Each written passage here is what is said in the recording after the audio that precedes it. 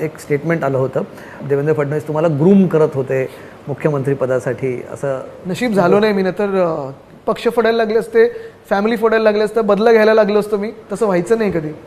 पण तुमचं मला एक सांगा आधी, म्हणजे मी आता थोडंसं परत जातो 2014 ते 19 काळात. मला तुमचे इक्वेशन्स खूप वेगळे वाटायचे फडणवीस. म्हणजे आपण एका कॉन्क्लेव्हमध्ये भेटलो, तुम्ही सोबत आला होता त्या कार्यक्रमाला. म्हणजे आम्हालाही तेव्हा असं वाटतं की खरंच तुम्ही पुढच्या 19ला जेव्हा सरकार एकत्र येईल तुम्ही दोघं सोबत असाल. बरोबर आहे. पण कमलेशजी, आपण मला सांगा, आजही आम्ही कोणावरही वैयक्तिक राग ठेवू नये. जे काही आमच्यासोबत घडलं ते लोकांसमोर आहे. तरी कुठेही विंडिक्टिव्ह नेचर आमचं नाही आहे ना, वैयक्तिक राग ठेवून असतो. पण आपण पाहाल, एक आज फडणवीस साहेबांचं जर आपण त्या व्यक्तीचं बोलायचं झालं, सगळ्यांनी त्यांच्यावर विश्वास ठेवलेला.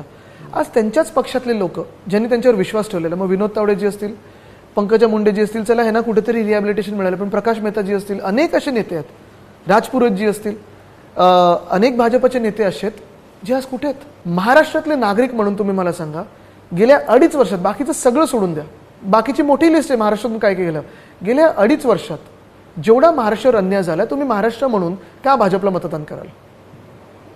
पण हा तुमच्या पॉलिटिकल नरेटिव्हचा भाग झाला? बिलकुल नाही. नागरिक म्हणून मी सांगतोय, चला जे व्यापारी आहेत ना रस्त्यावर, ज्यांनी भाजपला कधीतरी मतदान केलं असेल, त्यांना विचारा जीएसटीचा त्यांना फायदा होतो की त्रास होतोय. डीएससी तर पीएमएलए मध्ये आणलाय. आज ज्या महिला आहेत त्यांना विचारा तुम्ही की अत्याचार वाढत चाललेत की नाही. तो रेवण्णासारखा राक्षस एका बाजूला फिरतोय, तो जर्मनीला पळालाय.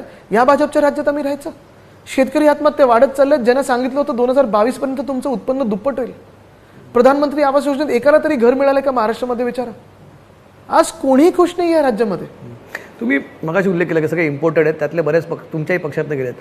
मला थोडंसं वेगळं पद्धतीने विचारतं, ही लोकं सोडून जातात, त्यातली तुमची जी काही लोक आहेत ती सोडून गेलीत, हा भाग एक हा झाला one way of looking at it. पण तुम्ही त्यांना थांबवू शकला नाही तुमच्यासोबत, हे तुम्हाला वाटत नाही का की ही सगळी मंडळी गेली, आपण यांना थांबवण्यात कुठेतरी कमी पडलो, अपयशी ठरलो? काय की एक आहे, आपण पाहिलं असेल त्यावेळी पण उद्धव साहेबांनी जी भूमिका घेतली होती की जे एवढं पळायला तयार आहेत, स्वतःचे जीव वाचवायला, स्वतःचं जे काय आहे ते वाचवायला, जी काही संपत्ती त्यांनी गोळा केली असेल आम्हाला माहिती नव्हतं, पण आता जे समोर येते लोकांच्या ईडीच्या चार्जशीटमधून वगैरे वगैरे, हे जे सुरतला पळून जाऊ शकतात, त्यांच्यात एवढी पण हिंमत नाही आहे की एक नोटीस आली की ततपप होतं यांचं, गुवाहाटीला जाऊ शकतात. जे उद्धव साहेबांनी राजीनामा दिला म्हणून गोव्याच्या टेबलावर कुठच्या स्थितीत नाचले तुम्ही बघितलं, घाणेरडा डान्स केला त्यांनी.